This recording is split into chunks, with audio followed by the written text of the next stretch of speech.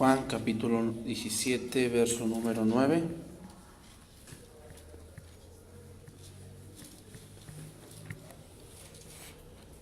Vamos a continuar con nuestra serie Hablando al Padre. Es el tema número 24. Seguimos con nuestro tema, la oración sumo sacerdotal, parte 3. La oración sumo sacerdotal, parte 3.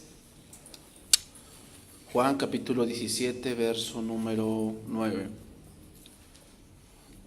Yo ruego por ellos, no ruego por el mundo, sino por los que me diste, porque tuyos son. Y todo lo mío es tuyo y lo tuyo mío. Y he sido glorificado en ellos. Y ya no estoy en el mundo, mas estos están en el mundo. Y yo voy a ti, Padre Santo. A los que me has dado, guárdalos en tu nombre, para que sean uno, así como nosotros. Cuando estaba con ellos en el mundo, yo los guardaba en tu nombre. A los que me diste, yo los guardé, y ninguno de ellos se perdió, sino el hijo de perdición, para que la escritura se cumpliese. Pero ahora yo voy a ti, y hablo esto en el mundo para que tengan mi gozo y cumplido en sí mismos. Yo les he dado tu palabra, y el mundo los aborreció, porque no son del mundo, como tampoco yo soy del mundo. Voy a decirlo así, hermanos. Si tuviésemos un termómetro y dijésemos cuál es el grado que me estoy alejando del mundo, la respuesta sería cuánto de la palabra habita en tu corazón. Esa sería la respuesta. O sea, el termómetro para ver si tú de verdad te estás alejando del mundo o no es cuánto de la palabra hay en tu corazón. Y voy a hacer varias preguntas, por decir, ¿cuánto te aborrece el mundo? ¿Te aborrece el mundo? Y me refiero también al mundo, me refiero a tus parientes que no creen. También esos son del mundo. O sea, no creas que no, pues somos sangre y eso, no. Si tus parientes que no creen, ninguno de ellos te aborrece. Otra pregunta, ¿cuántas cosas de Jesús permanecen en tu vida? ¿Cuántas enseñanzas que Jesús dijo? Otra pregunta, ¿tu conocimiento acerca de Jesús ha crecido? ¿Conoces más que hace un mes? ¿Que el año pasado? ¿Conoces más ahora que hace 2 años que estás aquí o 3 años que estás aquí? Y tal vez más preguntas deberíamos contestar con respecto a esto. Sin embargo, ahora el punto aquí es, ¿qué se pide por los demás? Imaginemos una situación con una persona. Una persona está pasando por una necesidad de trabajo y nos dice, hermanos, no tengo trabajo, oren porque tenga uno. Y es obvio que pensamos que pues el hermano necesita un trabajo para sostener a su familia, ¿verdad? O sea, la petición que él está diciendo no es en sí mala, es algo bueno. Pero como algo espiritual debemos ver más allá que el simple sustento económico. Y debemos ver que Dios quiere obrar en ese hermano. Y eso es el ámbito espiritual. Es interesante que en la oración de Jesucristo no pide por ellos que el Señor siempre les dé de comer. No pide eso Jesús de sus discípulos. O sea, está en un punto crítico en que Jesús se va a ir. O sea, imagínate tú esto. Tú te vas a ir porque ya va a llegar la hora de tu muerte. ¿Qué pedirías por tus hijos? Señor, no, ya me voy a ir de este mundo, pero yo te pido porque mi hijo pues ya se le quite lo cabeza dura. Que ya agarre la onda, que ya trabaje, ¿no? Que ya se le quite lo andar de ocioso, de andar de flojo, ¿no? ¿Pedirías eso? Que siempre tenga que comer, Señor, que no venda la casa. Cuando yo no esté, que no la venda, porque, Señor, ¿dónde vamos a vivir? ¿Dónde van a vivir mis hijos o mis hijas, no? Y Jesús no pide eso. No pide por sus discípulos porque tengan que comer o que tengan que vestir, sino pide por ellos cosas más espirituales. Nuestro maestro se enfoca en cosas más profundas y es en lo que ahora vamos a empezar a estudiar un poco. ¿Qué cosas hay que pedir, hermanos? O sea, muchas veces, por decir, Dios a veces te quita el trabajo por cuidarte. Tú sabes que eres débil, ¿verdad? ¿Estás consciente de eso? Y no todos somos débiles en la misma área.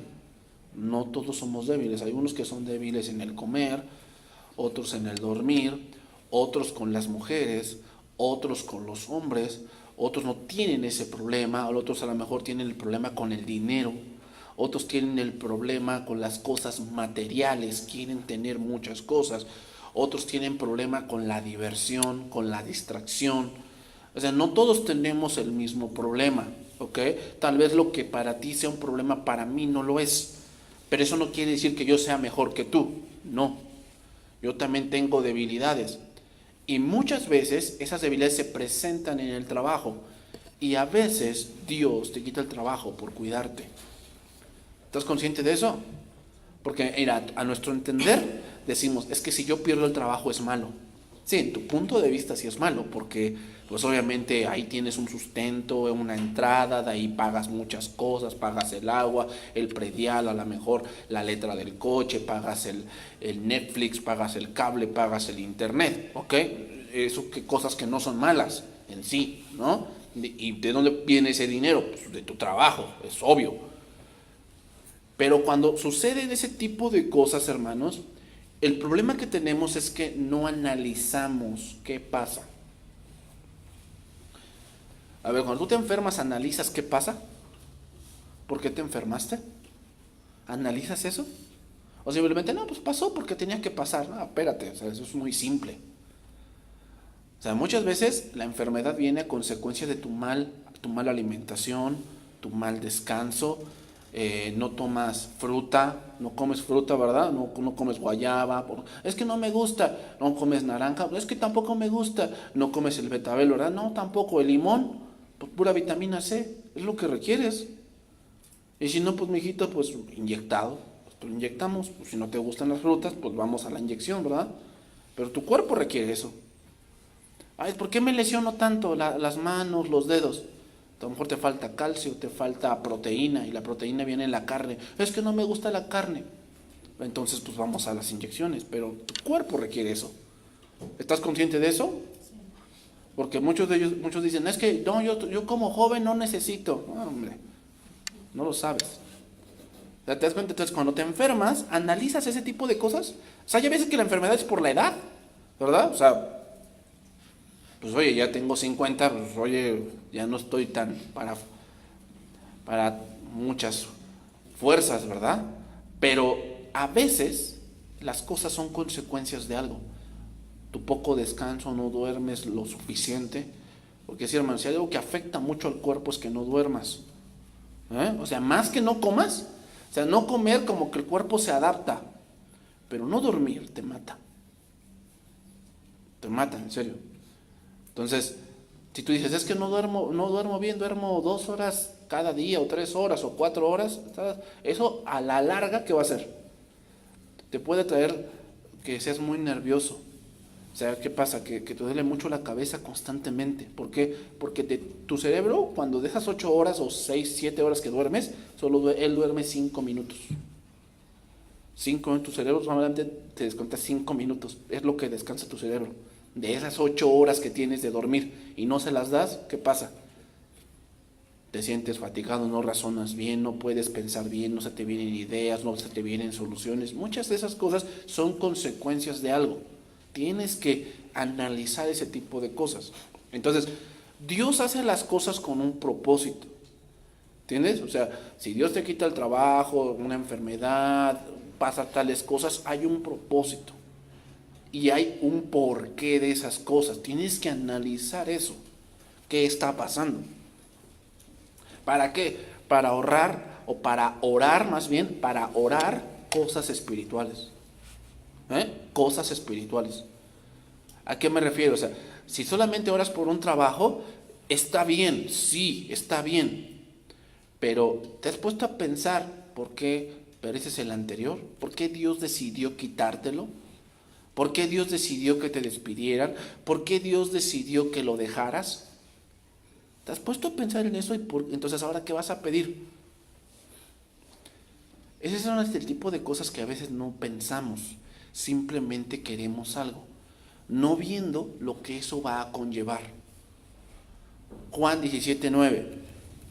Dice ahí, yo ruego por ellos, no ruego por el mundo, sino por los que me diste, porque tuyos son, y todo lo mío es tuyo, y lo tuyo mío, y he sido glorificado en ellos. Aquí la palabra ruego, de este verso, significa yo te pido, yo te requiero algo. Ahora, viene aquí una pregunta. ¿Qué los diferenciaba del mundo? ¿Qué los diferenciaba del mundo? La respuesta es su fe y su conocimiento de Jesús. Eso es lo que nos diferencia del mundo, hermanos.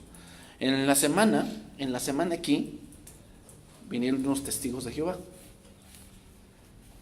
¿No?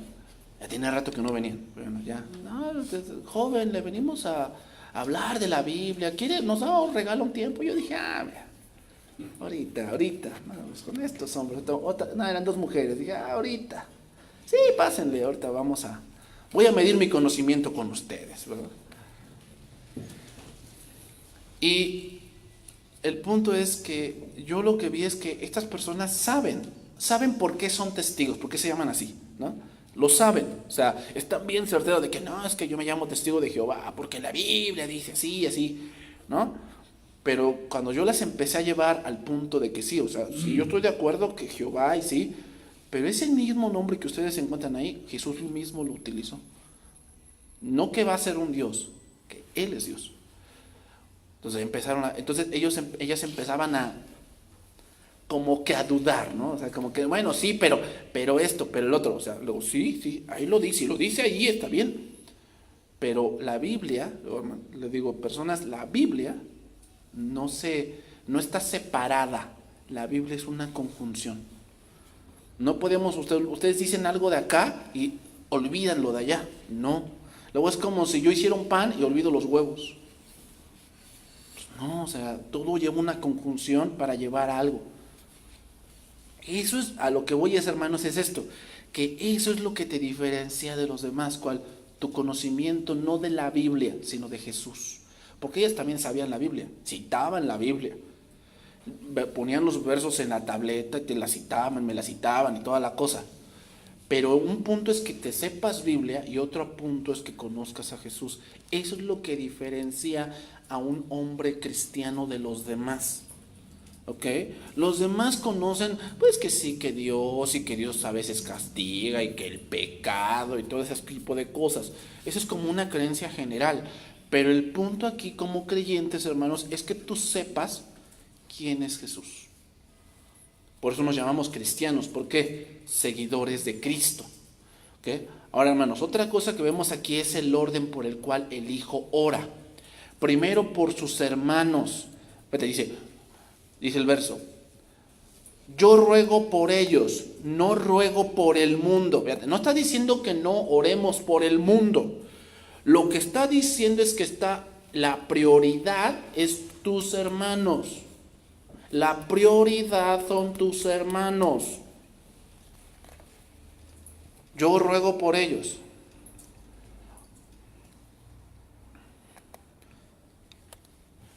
Sigue diciendo ese verso.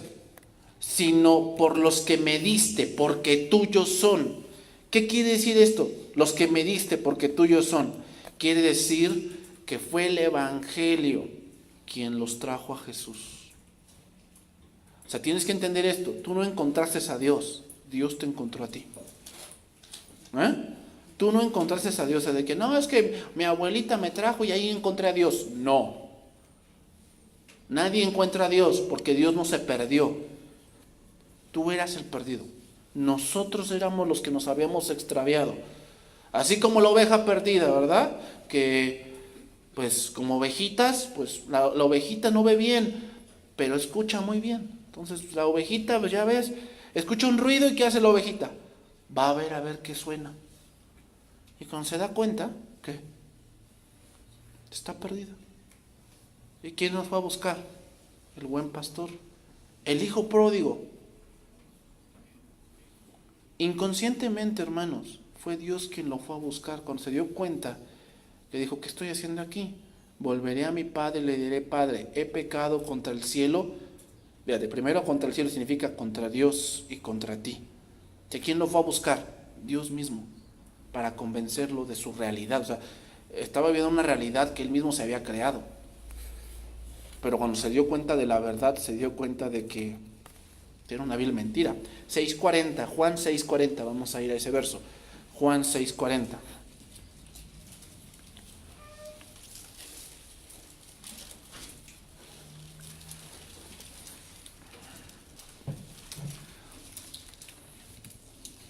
Entonces, fue Dios quien nos buscó. ¿Ok? Fue Dios quien nos buscó. Fue Dios quien nos atrajo a Él mismo. ¿Por medio de qué? Por medio del Evangelio. O sea, si nosotros no entendemos el Evangelio, no pensemos que estamos en Dios. O sea, no. O sea, el hecho de que vengas aquí a la iglesia o a una congregación, que te congregues en cualquier lugar, eso no te hace cristiano. ¿Por qué? Porque por más que estés en una cochera, no te haces coche. O sea, pues no. O sea, por más que tú estés aquí, que no, pues que yo vengo y toda la cosa, eso no tiene nada que ver. El punto es que entiendas el Evangelio, porque el Evangelio es poder de Dios para salvación. O sea, tienes que entender el Evangelio. Dice ahí, y esta es la voluntad del que me envió, que todo aquel que ve al Hijo y cree en Él, tenga vida eterna, y yo le resucitaré en el día postrero. Entonces murmuraban entonces de él los judíos diciendo, porque había dicho, yo soy el pan que descendió del cielo, y decían, ¿no es este Jesús el hijo de José, cuyo padre y madre nosotros conocemos? ¿Cómo pues dice este del cielo he descendido? Ahí está el punto de lo que la demás gente conoce. La demás gente conoce que, pues ahí está Cristo crucificado, ¿no? El rosario, mi dije aquí, mi cadenita aquí colgada con la crucecita, ahí está Cristo. ¿No? Y cuando tienen miedo hasta lo besan. Eso es el conocimiento terrenal que ellos tienen. Tal vez algunos tienen un poco más. Bueno, pues ya ponen su nacimiento en diciembre. Y ahorita que pasó 2 de febrero también lo arrullan al niñito Jesús y lo llevaron a bendecir. Pero eso es un conocimiento puramente terrenal. Pero cuando se trata de ir al cielo, Jesús no es tomado en cuenta. O sea, quiero que entiendas esto. Para ir al cielo sí requieres a Jesús, pero no solamente un Jesús como a tu conveniencia. Tienes que conocer al Jesús que dijo, yo soy la luz del mundo. Versículo 43. Jesús respondió y les dijo, no murmuréis entre vosotros. Ninguno puede venir a mí si el Padre que me envió no le trajere, y yo le resucitaré en el día postrero. Hermanos, no vamos a conocer a Dios por buenas intenciones. Tenemos que conocer a Dios por el Evangelio. Escrito está en los profetas, dice ahí versículo 45, y serán todos enseñados por Dios. Así que todo aquel que oyó al Padre, o oyó el Evangelio, y aprendió de él, ¿qué? Viene a mí. O sea, vamos a ponerlo así, si tú estás en un lugar que no te lleva a Jesús, ese no es el Evangelio. No sé qué sea, será cuentos de ultratumba o no sé qué sea, pero si no te lleva a Jesús, eso no es el Evangelio. El Evangelio siempre te va a llevar a Jesús, siempre te va a llevar a la autonegación, siempre te va a llevar al autosacrificio. Ese es el Evangelio. El Evangelio no es para que te hagas rico. Para hacerte rico requiere ser un buen empresario. Vete a tomar cursos de, no sé, de números y de matemáticas y de economía y de balance de bolsa de trabajo, todo ese tipo de cosas. Vete a tomar esos cursos. Para eso sí requieres. Pero para llegar al cielo y para conocer a Dios requieres el Evangelio. Entonces, hay algo que al hombre le cuesta entender, hermanos, y es que no hay nada bueno dentro de él. Le cuesta entender eso, le cuesta aceptarlo. ¿Te estás de acuerdo que tú no, o sea, no eres tan malo? ¿Sabes por qué? Porque Dios no lo ha permitido. Pero si tú te dejas llevar por tus impulsos, vas a ver que empiezas a hacer cosas que nunca pensaste hacer. O sea, tienes que estar consciente de eso. Si tú te alejas de Cristo y si tú dejas el evangelio de tu vida, vas a ver en qué te conviertes. O sea, una mujer sin control, un hombre sin control, porque esa es nuestra naturaleza. ¿Estás consciente de eso? ¿Que tu naturaleza es mala? Que si Cristo no está en tu vida, haces lo que haces, no porque los demás tienen la culpa, sino porque esa es tu naturaleza. Tu naturaleza es ser mala, malo. O sea, muchas veces vemos a otros, ¿no? Ay, no, ¿cómo es posible que ese hombre viva así? ¿Cómo es posible que ese hombre pierda su familia? Mira, si tú te alejas de Cristo vas a hacer lo mismo. Porque separados de Él nada podemos hacer. Tú ves a otras mujeres que pues su vida es la prostitución. Su vida es así, o sea, ellas venden su cuerpo porque pues dicen, es que es mi trabajo y la última, lo hago por sostener a mi familia. Y tú dices, ay no, pues yo no haría eso. Aléjate de Cristo. Y vas a ver que eso lo vas a ver normal. Hacer ese tipo de cosas. O sea, hermanos, eso está dentro de nosotros. Ese potencial de pecar está allí. Pero dicen, no, es que yo soy bien buena. Yo no hago eso, yo no hago el otro. Pero los hombres, hermanos, que viven en oscuridad, que viven lejos de Dios, piensan que sí, piensan que las respuestas las tienen otro hombre, ¿no? Por eso van al psicólogo, por eso van con el padrino, con la madrina, pensando que las respuestas de su vida están en otro hombre. Por eso el jovencito se busca una novia pensando que la novia tiene las respuestas del por qué él no es feliz. Y lo mismo, la jovencita pues está frustrada, entonces se busca un novio pensando que el novio tiene las respuestas del por qué ella no es feliz. O sea, es como esperar encontrar un tesoro en la basura. Porque él también o ella también está como tú, buscando respuestas a su vida. ¿Y piensas encontrar respuestas válidas allí? ¿Pero por qué pensamos eso? Porque cuando vivimos en pecado, pensamos que las respuestas están en tu corazón. ¿No es lo que dicen a todos los jóvenes? No, haz lo que dicte tu corazón. Pues la Biblia dice que tu corazón es malo y perverso. ¿Vas a buscar respuestas allí? No las vas a encontrar. ¿Sabes lo que vas a encontrar? Frustración, soledad. Vas a encontrar que la vida no vale nada. Por eso hay mucho suicidio entre jóvenes, entre adolescentes. Porque ¿sabes dónde buscan respuestas? En sí mismos. El Evangelio, hermanos, es el que nos abre los ojos, quien nos abre el entendimiento. Y es ahí cuando vemos que estamos enfermos. Y esa enfermedad se llama pecado. Pecado. A ver, ¿qué hacemos cuando estamos enfermos? Aparte de que te vas a tu cama. Ya te sientes morir y haces tu testamento. Vas al médico, ¿o no? La ley, hermanos, es el ayo que nos lleva a Jesús. Porque, hermanos, la ley es el evangelio velado. Es decir, que Jesús vino a enseñarlos lo que antes se había dicho. Juan 8:48. Juan 8:48. Dice ahí, respondieron los judíos y le dijeron, ¿no decimos bien nosotros que tú eres samaritano y que tienes demonio? Respondió Jesús, yo no tengo demonio, antes honro a mi Padre y vosotros me deshonráis, pero yo no busco mi gloria. Hay quien la busca y juzga. De cierto os digo, el que guarda mi palabra nunca verá muerte. ¿A qué se refería ahí Jesús? Se refería al punto del desierto. ¿Quiénes nada más entraron a la tierra prometida? Solamente 2 personas, Josué y Caleb. Los demás murieron. ¿Por qué Josué y Caleb sí pasaron? Porque guardaron la palabra. sea, imagínate, toda la demás eran 2 millones de gente. Y así tu razonamiento, ni modo que todos estén equivocados. Pues 1 millón de gente, más de 2 millones de gentes estaban equivocados y solamente 2 entraron a la tierra prometida.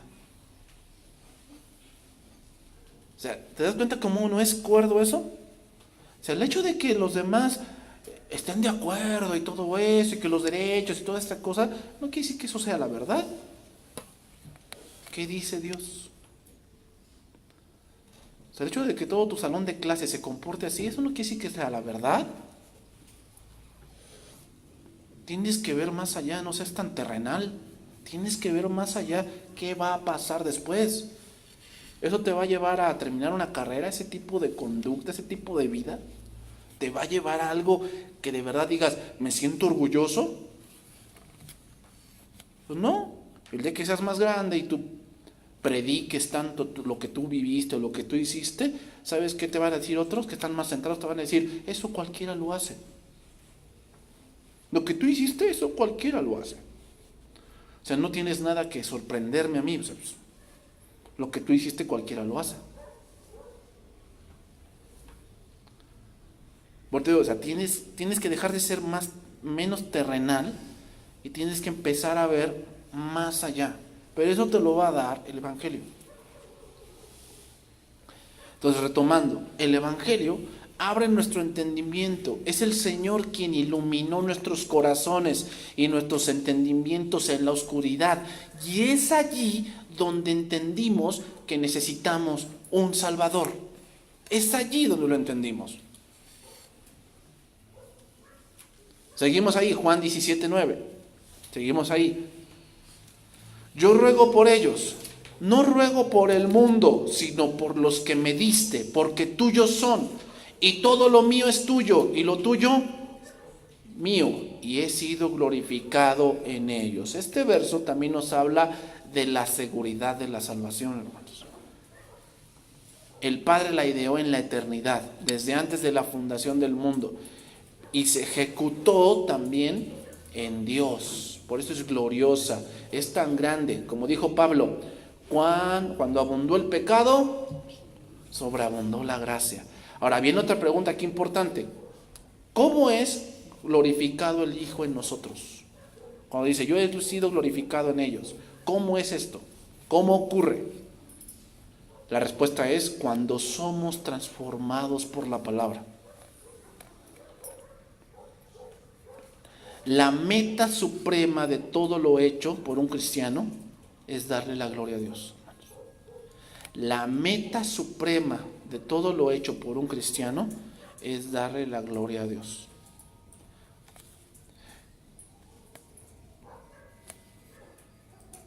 El pensamiento aquí de Jesús es que los discípulos, de lo que estaba pidiendo Dios, o lo que estaba pidiendo Jesús por sus discípulos era que cambiaran, como nosotros, de amantes y rebeldes del mundo a adoradores de Dios.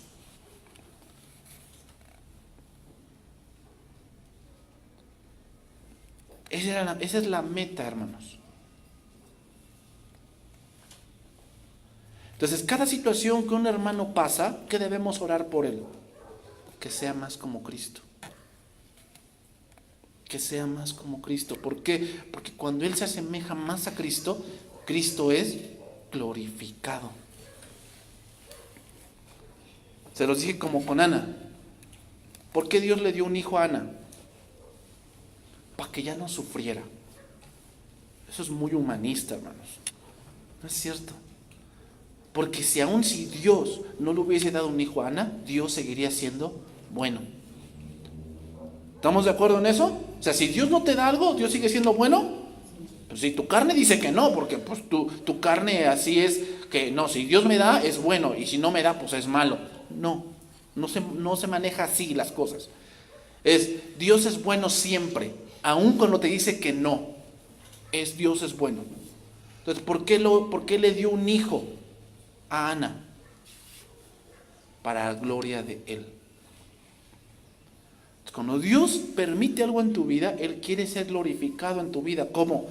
Transformándote, moldeándote para que seas más como Él. Primera de Pedro 1:3.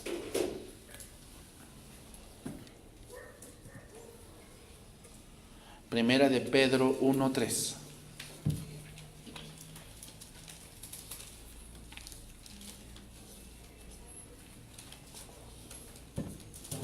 Dice ahí: bendito el Dios y Padre de nuestro Señor Jesucristo, que según su grande misericordia nos hizo renacer para una esperanza viva por la resurrección de Jesucristo de los muertos, para una herencia incorruptible, incontaminada e inmarcesible, reservada en los cielos para vosotros, que sois guardados por el poder de Dios mediante la fe, para alcanzar la salvación que está preparada para ser manifestada en el tiempo postrero, en lo cual vosotros os alegráis, aunque ahora por un poco de tiempo, si es necesario, tengáis que ser afligidos en diversas pruebas, para que sometida a prueba vuestra fe, mucho más preciosa que el oro, el cual aunque perecedero, se prueba con fuego, sea hallada en alabanza, gloria y honra, cuando sea manifestado Jesucristo, a quien amáis sin haberle visto,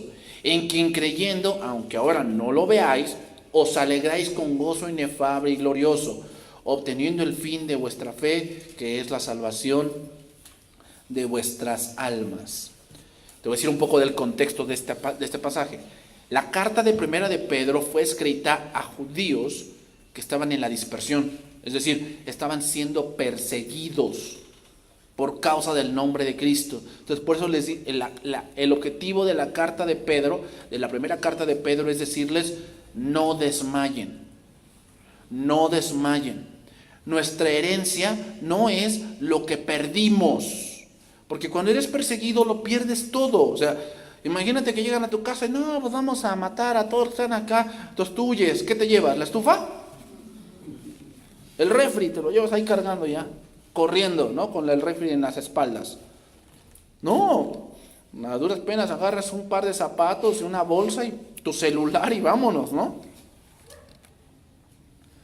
Así pasaba con estos creyentes. Perdían todo, perdían sus casas, sus viñas, sus campos, lo perdían todo. Por eso Pedro le dice: no desmayen. Nuestra herencia no es los campos que dejamos, no es las casas que abandonamos, esa no es nuestra herencia. Nuestra herencia es una herencia que incontaminada, que no se marchita, que no se acaba. Esa es nuestra herencia. Pero ahorita tenemos que ser probados. Los verdaderos discípulos de Cristo, hermanos, permanecen en su palabra, obedecen sus mandamientos. Y este comportamiento solo es posible porque Dios ha cambiado nuestros corazones. Ahí es donde glorificamos a Dios. Seguimos, Juan 17:11. Juan 17:11. Dice ahí: y ya no estoy en el mundo, mas estos están en el mundo. Y yo voy a ti, Padre Santo, a los que me has dado, guárdalos en tu nombre, para que sean uno, así como nosotros. Aquí la palabra guárdalos significa guardarlos, pero como una fortaleza. Da la idea como alguien que está en vigilia. Es decir, es un soldado que está en el muro y le toca vigilar de noche. ¿Y cómo está? Firme y atento. A eso significa guárdalos. Ahora, esto es algo interesante, hermanos, el que el Señor los guarde, porque la manera en que seremos guardados es recordando su palabra. Esa es la manera. Hermanos, ¿Dios nos protege? Sí. Y dicen: no, es que yo soy cristiano y Dios me tiene que cuidar. Sí. Pero te voy a decir algo: la protección de Dios tiene una condición. No es nada más porque seas cristiano, que Dios te va a cuidar. No, tiene una condición. Josué 1:1.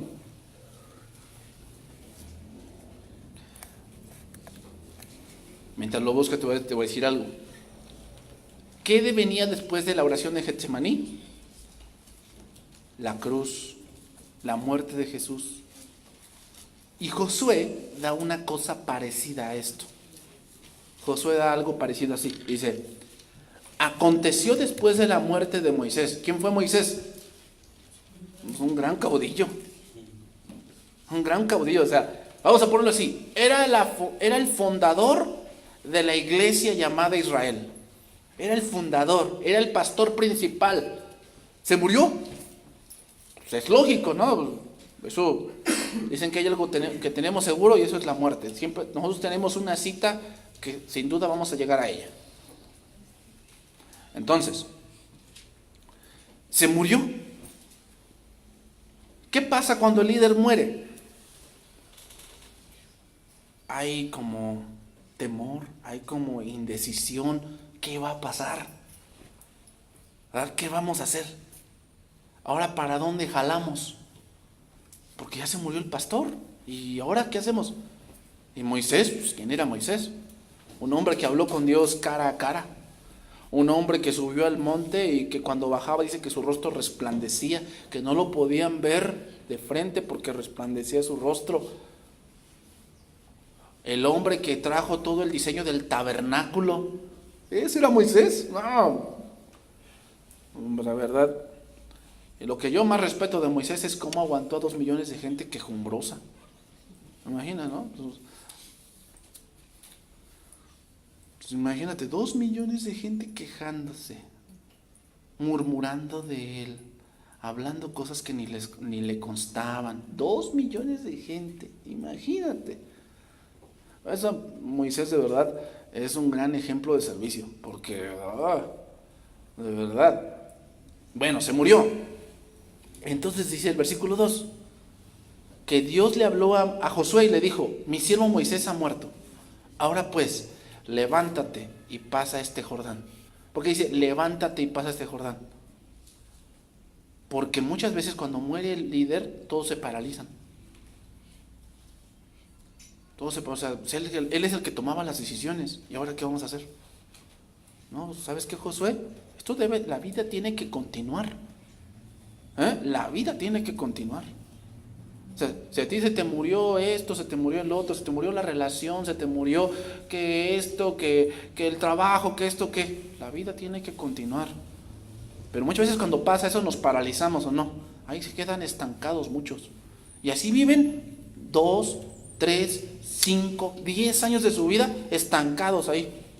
Porque se les murió y no pueden levantarse y seguirle. Porque están lamentando y lamentando eso que murió. Sí, así es esto. Así es esto, hermano, sí. Pero la vida tiene que continuar.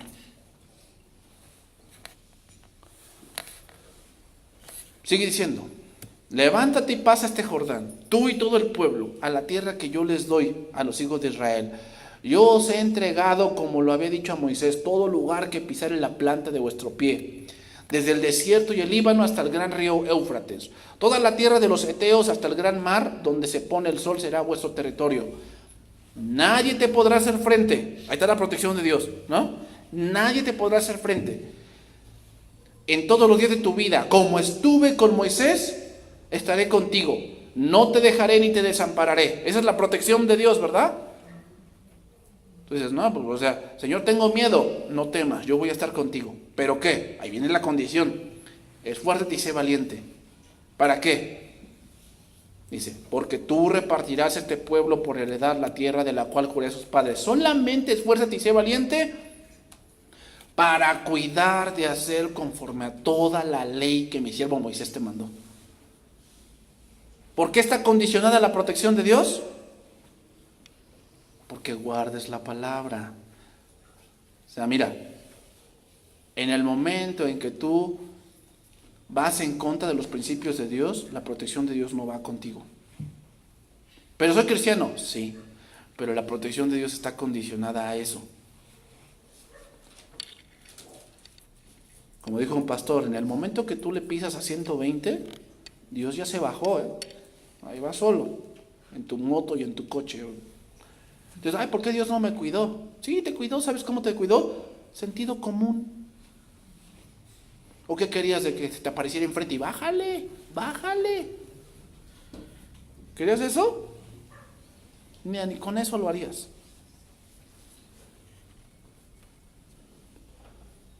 No, ¿por qué? ¿Por qué Dios no me cuidó de este hombre? Pues a veces tu mamá te decía que no, ¿o no? No te decían, no, con ese no. No te conviene. ¿Y tú qué decías? Ay, mamá, ni lo conoces. Ni sabes. Ahora la estás viviendo. ¿Y qué? Ay, ¿dónde está Dios? No, tú no atendiste. Tú no atendiste. Se arruinó tu vida y ahora todos tienen la culpa menos tú. O sea, ¿te das cuenta? O sea, Dios siempre nos cuida. Pero no esperes que Él agarre tu manita y te quite el cigarro de la mano. No. Que te quite la jeringa. No. Solamente esfuérzate y sé muy valiente para cuidar de hacer conforme a toda la ley que mi siervo Moisés te mandó. No te apartes de ella, ni a diestra ni a siniestra, para que seas prosperado en todas las cosas que emprendas. Aquí prosperar, hermanos, no tiene la connotación de multiplicar lo que tienes. No, hermanos, eso es algo muy simple. Prosperar aquí significa ser inteligente. Porque puedes hacer mucho con poco, pero para hacer eso requieres inteligencia. Tú puedes ganar 3,000, 4,000 pesos si quieres. El punto no es la cantidad, el punto es lo que haces.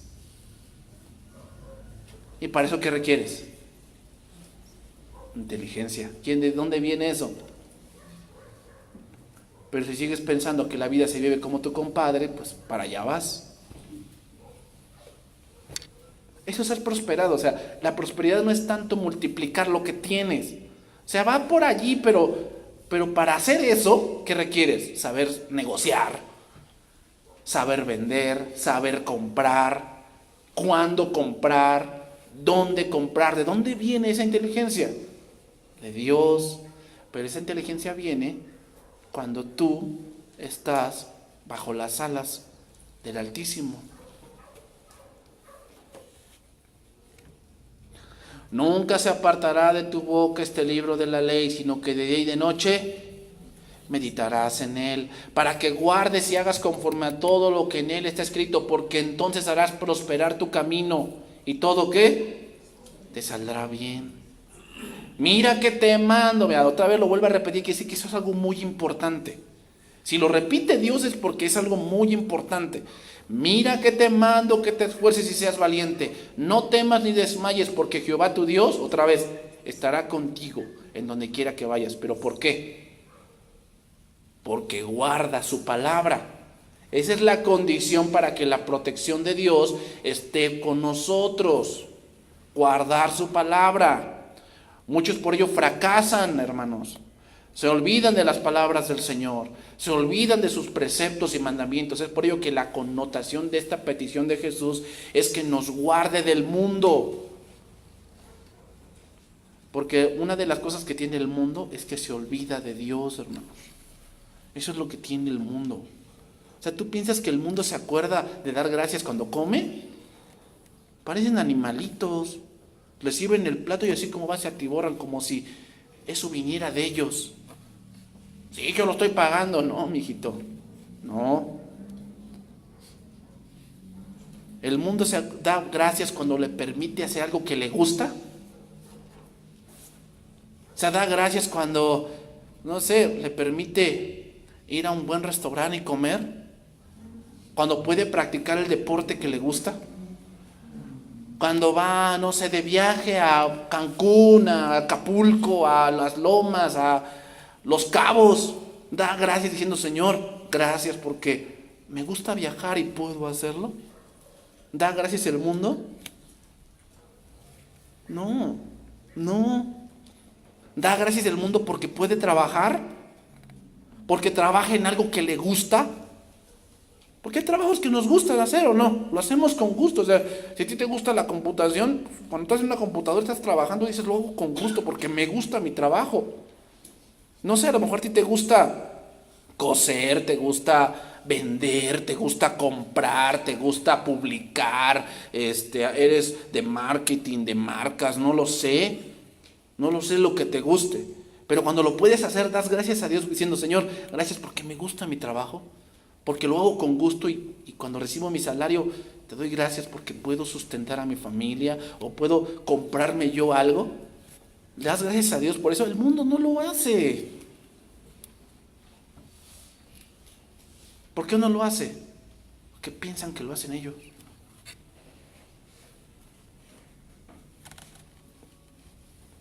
Hermanos, ese es el mundo. No seamos como el mundo, malagradecidos. No seamos como el mundo, hermanos, pensando que Dios tiene la responsabilidad de darme. Dios no tiene responsabilidad con nadie.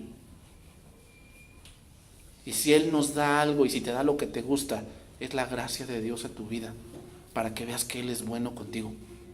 Y lo único que tenemos que hacer es darle gracias. Decir: Señor, gracias porque tengo un auto que me lleva, me trae. Sí, no es último modelo, pero eso no es lo importante, sino que me lleva a mi trabajo, puedo llevar a mi familia. Gracias. Que a lo mejor te da un poco de dinero para que vayas y te gustan las semitas y vas y compras. ¿Te gustan los tacos y vas y compras o no? Gracias, Señor, porque puedo hacerlo.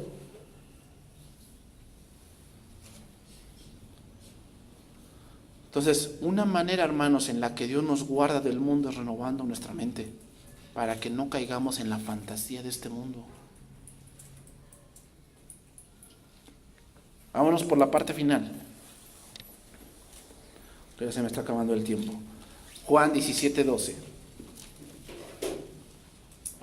Vámonos por la parte final. Cuando estaba con ellos en el mundo, yo los guardaba en tu nombre.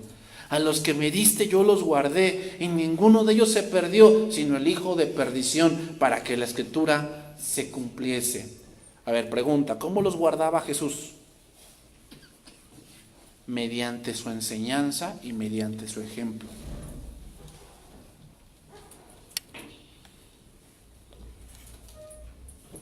Desde todo el tiempo enseñándoles, dándoles parábolas, explicándoselas, vivencias personales, ¿no? Como esa vivencia personal, ¿cuál? La tormenta en el mar. Nada más estaban los 12. Y de pronto se levantó una gran tormenta y vieron a Jesús de lejos. Dijeron: un fantasma. ¿Y qué les dijo Jesús? Tranquilos, soy yo. ¿Y qué dijo Pedro? Señor, si eres tú, quiero ir hasta donde tú estás. Le dijo: ven. Y Pedro empezó a caminar, pero dice, cuando se empezó a dar cuenta a su alrededor, se empezó a hundir. Esa vivencia era exclusiva de ellos. Todas esas cosas, hermanos, eran la preparación para ellos. Esa fue la manera en que los guardaba. ¿Te acuerdas ese pasaje, Juan 9? Señor, ¿quién pecó? ¿Este o sus padres? Porque esa es la creencia de todos. Y Jesús les enseñaba: no, tranquilos, o sea, no es que este haya pecado, es que lo preparé para que cuando yo viniese, lo sanase. Entonces no es como nos enseñaron, que pecaban desde el vientre de la madre. No. Dios siempre hace cosas para su gloria.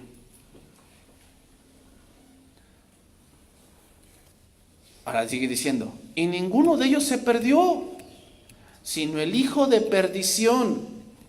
Aquí la palabra hijo significa que pertenece a. Es decir, lo que está diciendo Jesús es que Judas jamás fue un discípulo, sino que siempre su naturaleza fue del diablo. Esto nos dice que los que llevan una vida perdida les espera la perdición, pues se le llama hijo de perdición. No que fue predestinado a perderse, no está diciendo eso. Lo que está diciendo es que Judas, al ver todo eso, aún así, él prefirió, ¿qué? Su pecado. Entonces se convirtió en un hijo que de perdición. Te voy a dar algunos ejemplos de esto, anótalos. Efesios 2:2 dice: en los cuales anduvisteis en otro tiempo, siguiendo la corriente de este mundo, conforme a los príncipes de la potestad del aire, el espíritu que ahora habita en los hijos. O sea, hijos significa que hijos de desobediencia significa que pertenecen a. Eso éramos antes, ¿no? Todo el mundo se pertenece a eso. ¿Cómo? Desobedeciendo a Dios. Por eso les llama hijos de desobediencia. Efesios 2:3. En los cuales también todos nosotros vivimos en otro tiempo, en los deseos de nuestra carne, haciendo la voluntad de la carne y de los pensamientos. Y éramos por naturaleza hijos de ira, lo mismo que los demás. Otra vez, pertenecen a. Aquí hijos de ira significa que con nuestra desobediencia estábamos acumulando ira para el día de la ira. Eso significa. Judas, hermanos, cayó a pesar de las enseñanzas de Jesús, a pesar de los grandes milagros, de las exhortaciones, del gran ejemplo que vio en el maestro, y cayó y llegó a ser un diablo.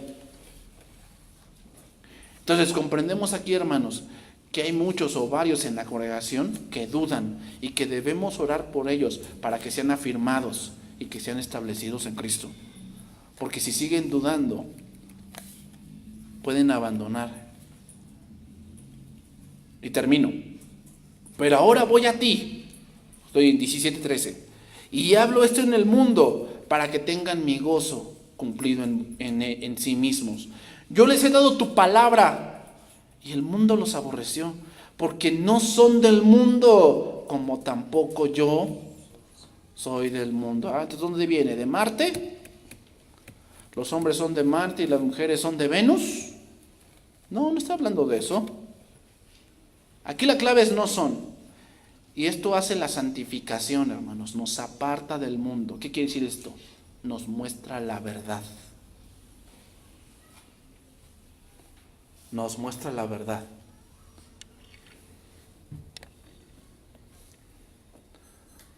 Hay un común denominador en lo que el mundo hace.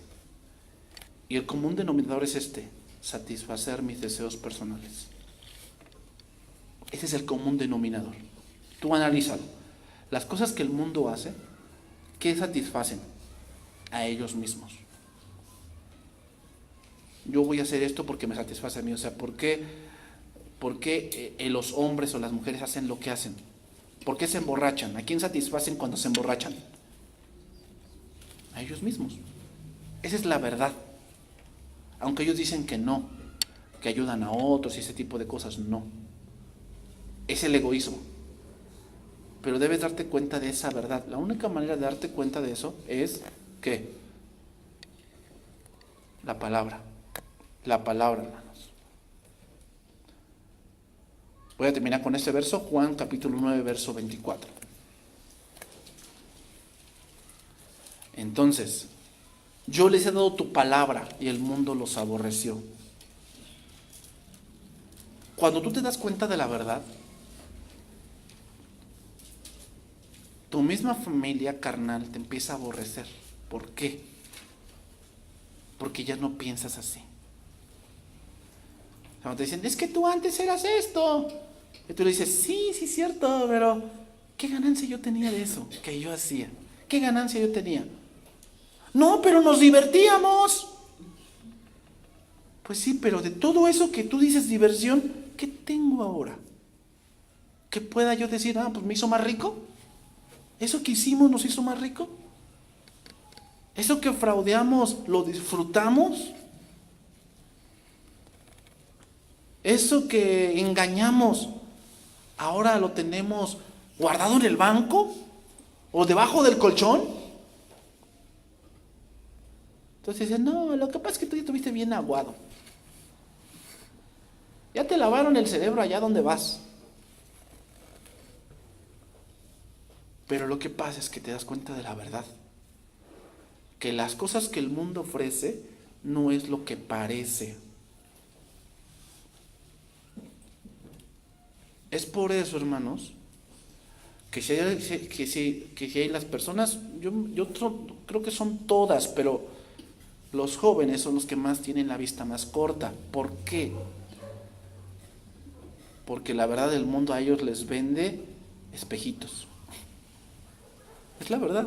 O sea, les vende espejitos, o sea, diciéndole, mira, esto te va a hacer feliz. Pero no se da cuenta que ese espejito está roto.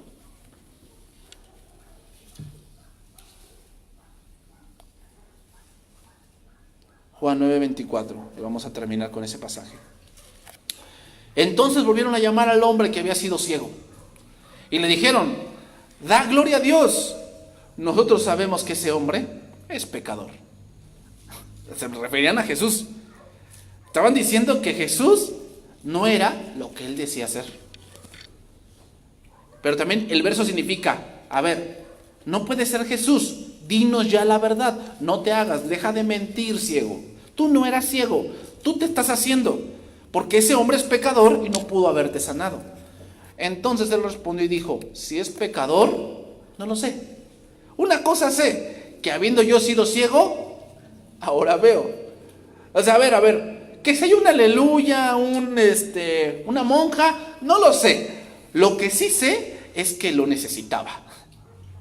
O sea, que si me lavaron el cerebro, pues qué bueno, ¿no? Porque sí lo necesitaba, la verdad. O sea, la vida que estaba yo llevando, ahora que la veo y la analizo, me avergüenza, la verdad.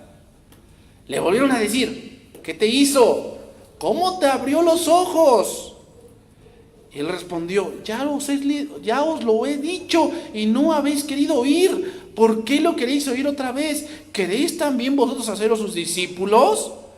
¿Por qué le volvieron a preguntar? Esta ya es la tercera vez que le preguntaban. La respuesta es: porque cuando alguien miente, cuando tú le preguntas repetidas veces, siempre va a cambiar la historia. Siempre, cuando alguien miente. Porque no se acuerda de detalles. Entonces, por eso le preguntaban otra vez y le preguntaban otra vez, pensando que él cambiaría la historia. O sea, de que, bueno, es que sí me sanó, pero ya no sé si es Jesús o es otro. Ya ves, estás mintiendo, entonces no fue Jesús. No, él estaba seguro que era Jesús. Dios dice ahí: y le injuriaron, versículo 28. Le injuriaron significa le insultaron. Y le dijeron: tú eres su discípulo, pero nosotros discípulos de Moisés somos. El lenguaje actual, el versículo se lee así: discípulo de ese lo serás tú, ¿no? Discípulo de ese lo serás tú. Nosotros somos de Moisés. Ay. Sé que no, nos hace pensar en cuando no, tú traicionaste a la familia. Porque todo lo que los abuelitos nos enseñaron. Nuestra madrecita, el legado que nos dejó. De nuestra Madre Santísima. ¿Te acuerdas cuando íbamos en bicicleta hasta allá? Tú nos traicionaste. ¿No? Tú nos traicionaste. Tú ya no eres mi hija. Ya no eres mi hijo. Discípulo de ese lo serás tú. Nosotros somos de la villita. Bueno. Nosotros sabemos que Dios ha hablado a Moisés. Pero respecto a ese, no sabemos de dónde sea. Ya le aborrecían. Le hablaban golpeado al ciego. Le hablaban golpeado. O sea, ya lo aborrecían. ¿Por qué? Yo les he dado tu palabra. Y el mundo, ¿qué? Los aborreció. O sea, no te sorprendas de que la gente te hable así. Cuando sepan que eres cristiano, que ya no compaginas, ya no vas a los mismos lugares que ellos. No te sorprendas de eso. ¿Por qué? Pues porque la palabra te santifica. Respondió el hombre y les dijo: pues esto es lo maravilloso, que vosotros no sepáis de dónde sea, y a mí me abrió los ojos. O sea, pues no es que ustedes lo saben todo. Fariseos, ¿no que ustedes lo saben todo? Eso es lo maravilloso. O sea, me abrió los ojos y no saben de dónde viene el milagro. Y sabemos que Dios no oye a los pecadores. Pero si alguno es temeroso de Dios y hace su voluntad, a ese oye. Desde el principio no se ha oído decir que alguno abriere los ojos a un ciego, a alguien que nació ciego. Si este no viniera de Dios, nada podría hacer. Fíjate, te voy a decir algo. Uno que tenía un defecto físico, como la ceguera, como cojo, manco, no les era permitido entrar en el templo. ¿Sabes dónde escuchaban la cátedra? En la puerta. O sea, un ciego que escuchaba en la puerta había entendido más que todos los que estaban ahí dentro. Eso era increíble. Eso hace el Evangelio, hermanos. A veces, no lo digo por ofender, hermanos, no lo digo por ofender así, pero a veces, el Evangelio en la familia llega con el más cabeza dura de la familia. O sea, son, no sé, 50 hermanos. Y de los 50 hermanos hay, ya sabes, ¿no? Siempre hay uno que es la oveja negra. Y precisamente esa oveja negra es con quien llega el evangelio. ¡Pum! ¿Por qué a él? O sea, a lo mejor todos estaban adentro, ¿no? Todos estaban adentro. Y aquel que nada más estaba en la puerta, sí, figurativamente, es el que le llega el evangelio. Y entiende. Entonces respondieron y le dijeron: ¿tú naciste del todo en pecado y nos enseñas a nosotros? Y le expulsaron. Y entonces ahí viene la parte, viene el evangelio. Oyó Jesús que le habían expulsado y hallándole le dijo: ¿crees tú en el Hijo de Dios? Respondió él y le dijo: ¿quién es, Señor, para que crea en él? Pregunta: ¿quién le buscó? Jesús. Jesús le buscó. Al ciego le buscó. Y le dijo: pues le has visto, y el que habla contigo, él es. Y le dijo: creo, Señor, y le adoró.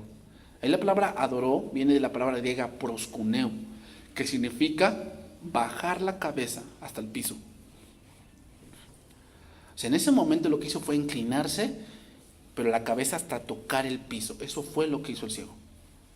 También la palabra proskuneo significa lamer la mano, como cuando un perro lame la mano de su amo.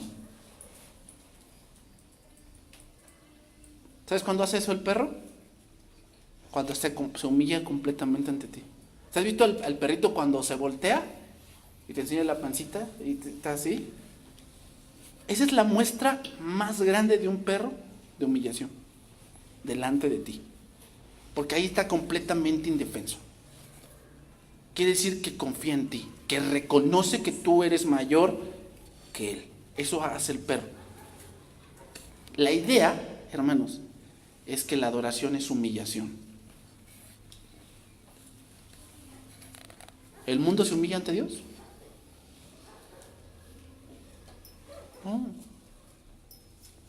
No. Pero un creyente con la mente renovada se va a humillar. Le va a decir: Señor, yo reconozco que si tengo algo, si algo soy, si algo entiendo, es por ti. Yo, pues bueno, soy la oveja negra, ¿no?, de la familia. O sea, me salvaste a mí no porque yo sea el mejor, sino porque tú tuviste misericordia de mí. Y dijo Jesús, termino: para juicio he venido yo a este mundo, para que los que no ven, vean, y los que ven, sean cegados. Entonces algunos de los fariseos que con él estaban, al oír esto le dijeron: ¿acaso nosotros somos también ciegos? Jesús le respondió: si fueseis ciegos, no tendríais pecado, mas ahora, porque decís vemos, vuestro pecado permanece. ¿Quién dice vemos? El mundo. No, dicen: esta es mi vida y yo sé cómo vivirla. Dicen que ven.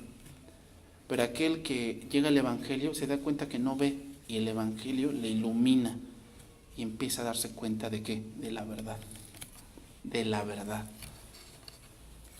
de cómo es esto. Entonces, ¿por qué oraba Jesús? Cosas espirituales, hermanos, cosas espirituales que ahora tenemos en Cristo. Vamos a orar, hermanos.